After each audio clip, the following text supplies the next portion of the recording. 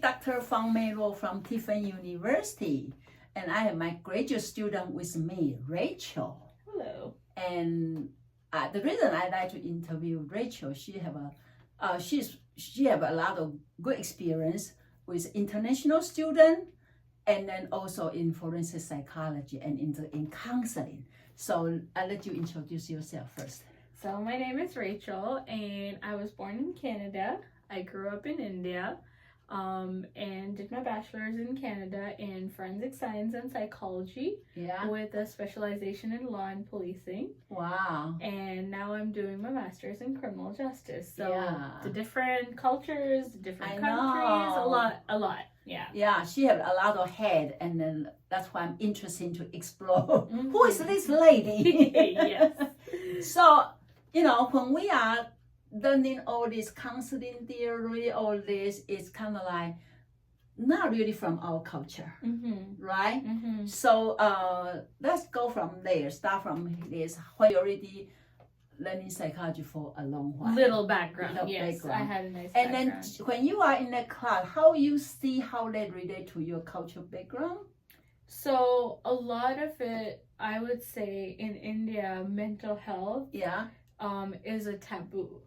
So talking about mental health now, maybe after 10 years of Americans talking about mental health, India is now gradually talking about mental health. But seeing the difference how India and America, they're like 10 years behind because India is a developing country.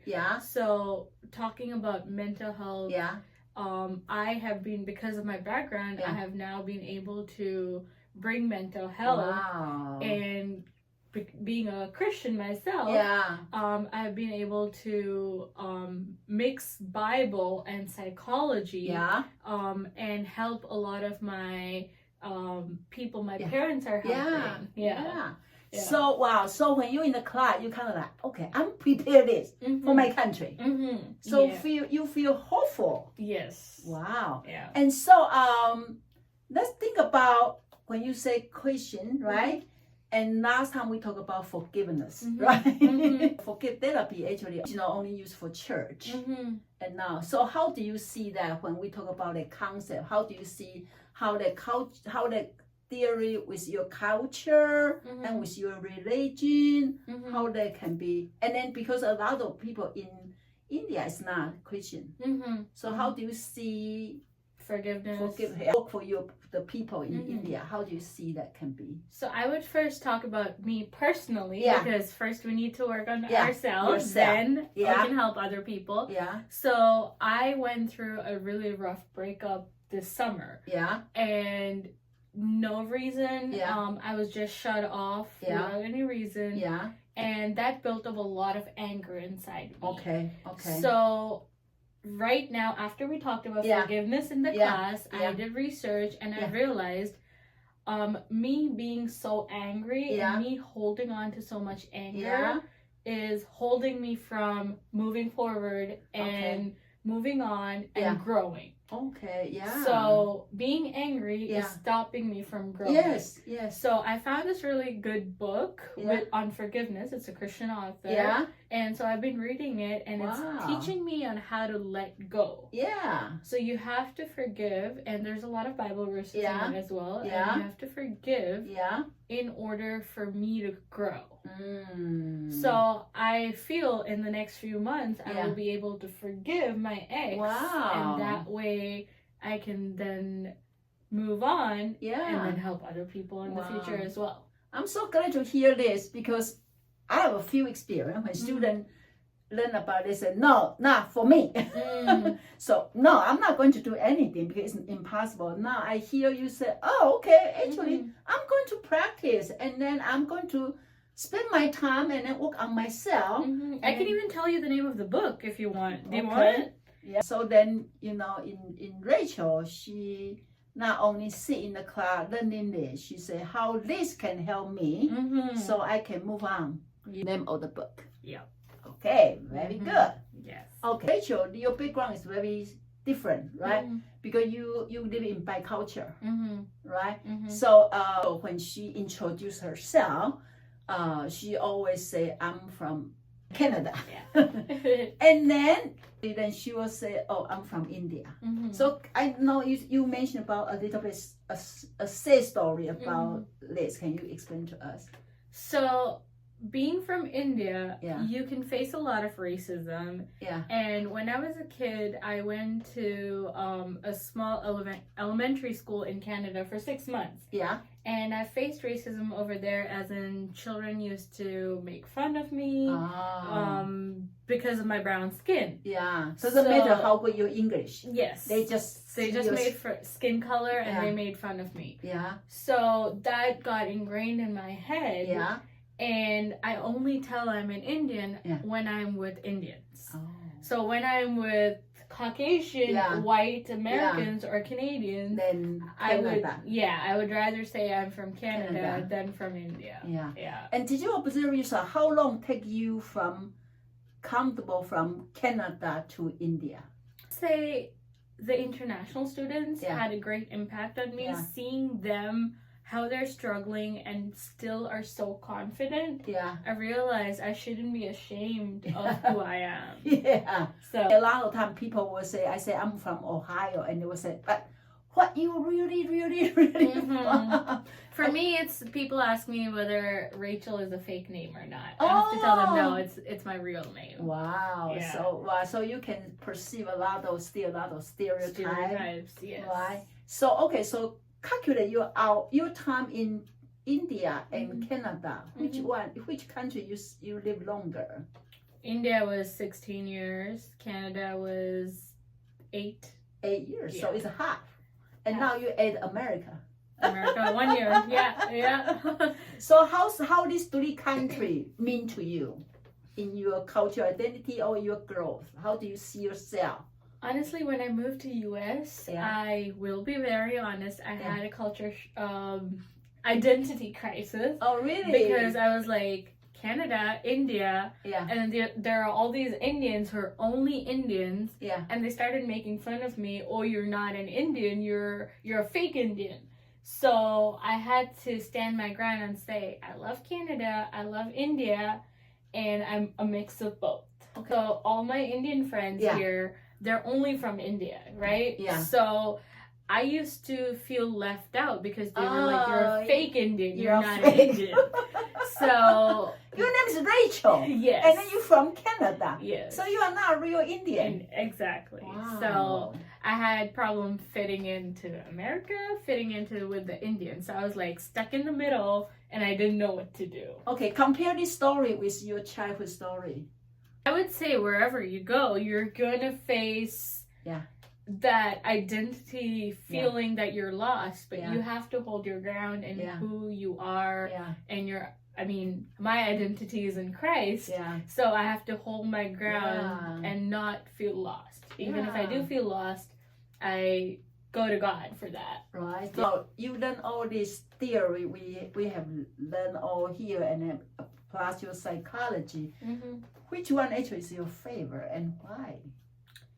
I would say the empty chair.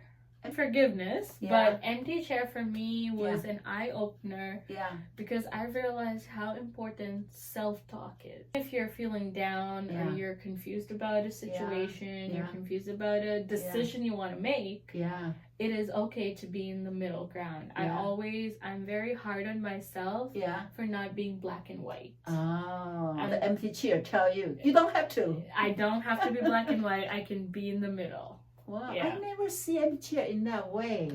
Wow, so empty chair is from Gestalt therapy, and then they believe everybody have 2 sides, right? So then sometimes your upper dog and underdog going to fight. So like Rachel I have to be identified here or identified here, but empty chairs. Well, you can be in the middle. You can be both. Yes. You don't have to be either or. Yes. Wow. When you get the insight, is from my class or before?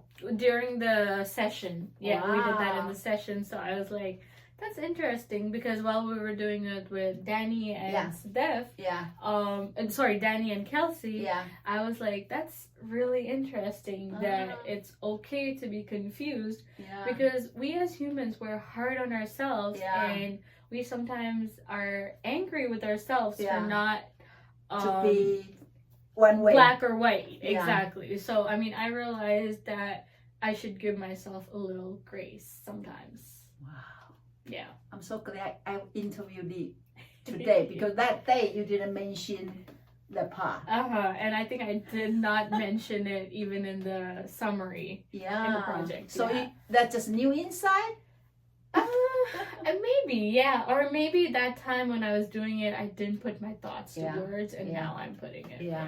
Well, we are growing every day. Yes. We never know what idea comes out, right? So far, you say, okay, Indian is 10 years maybe behind. So everything we have, everything set down now. It's your treasure. You can go and sell. Use the word, say, I know this. Then even just share a little bit, maybe they already big benefit.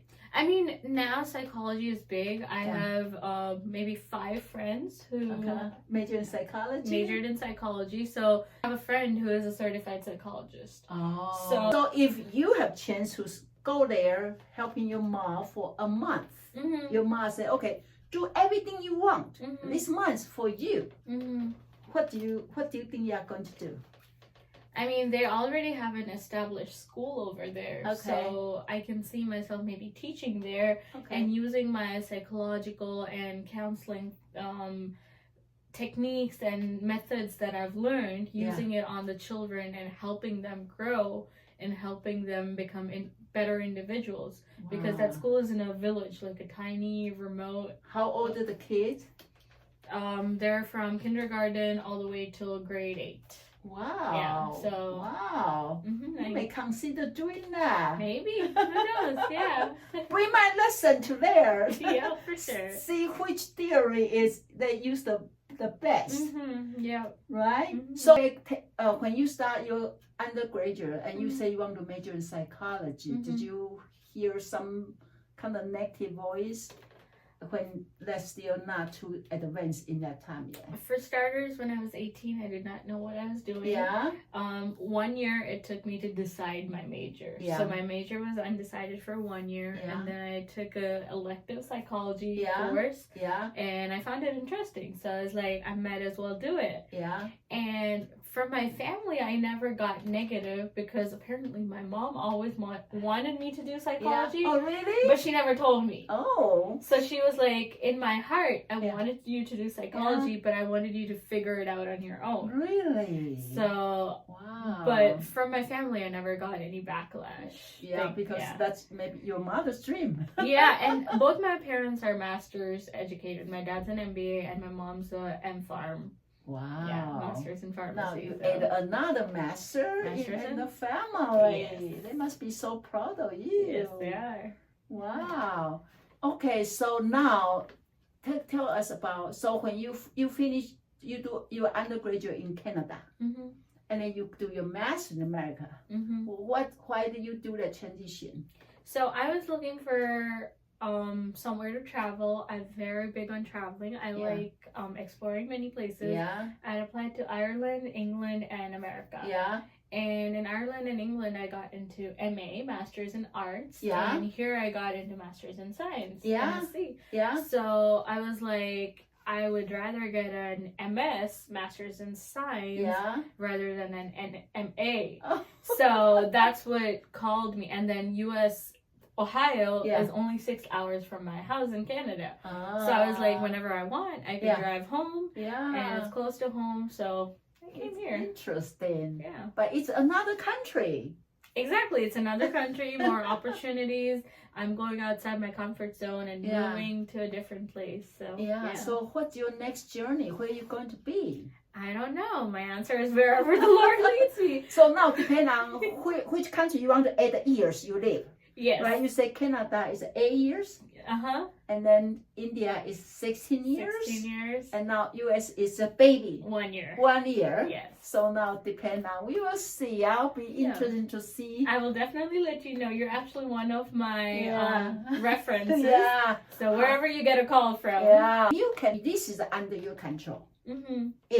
If it is under my just control. tell God, let me control for this, just for now, this moment. I will say Canada. You say Canada? Yes. If I had an option, I would go back to Canada. And then what kind of job you are looking for? What I want to do eventually is, I mean, my dream job is work as a Canadian border officer in Canada. Wow. That's my like dream job. Okay. But I mean, it's stepping stones, right? You have to first work your experience up and then get that job. So first I'm looking for some years of experience and then I'll apply there. Wow. Okay. Is that because your criminal justice here, background can help you that. Yeah. Wow. Yeah. So then if this is your mother's dream, what job you think your mother want you to do?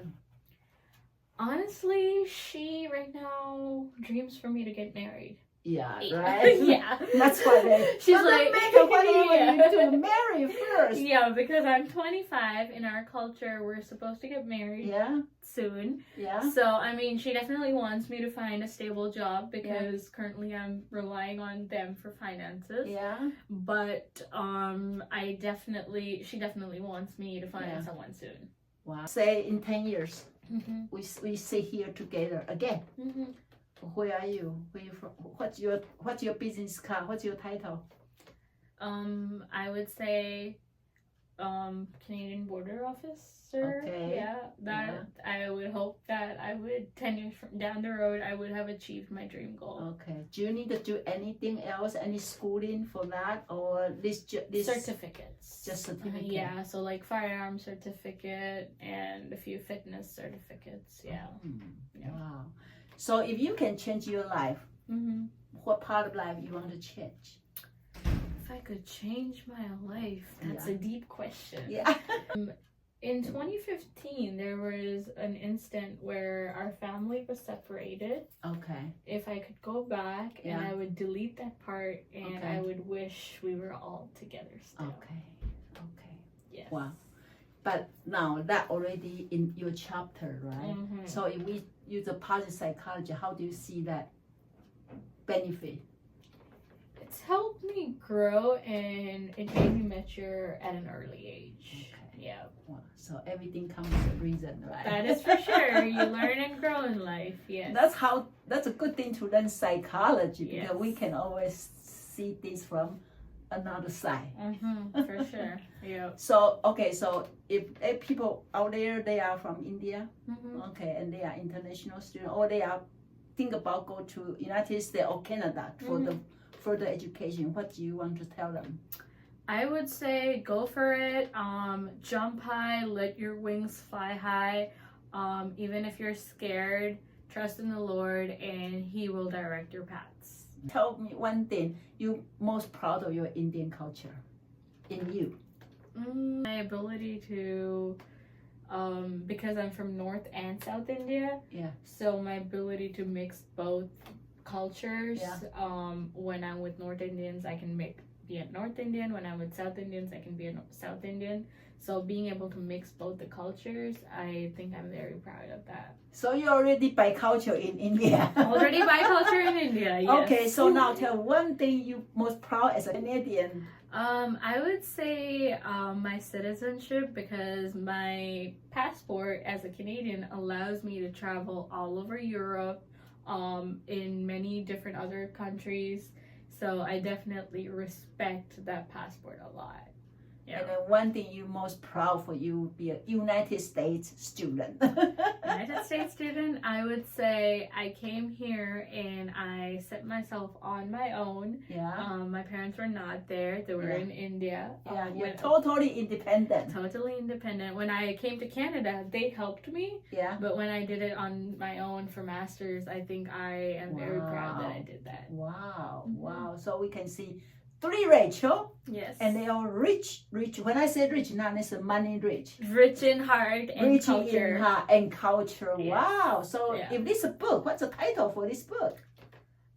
Title. I would say A Normal Girl Who is Learning to Grow Through Life. Wow. A normal girl who learning to grow in life. Yes. How do you say this in Indian? In Hindi? Yeah, say.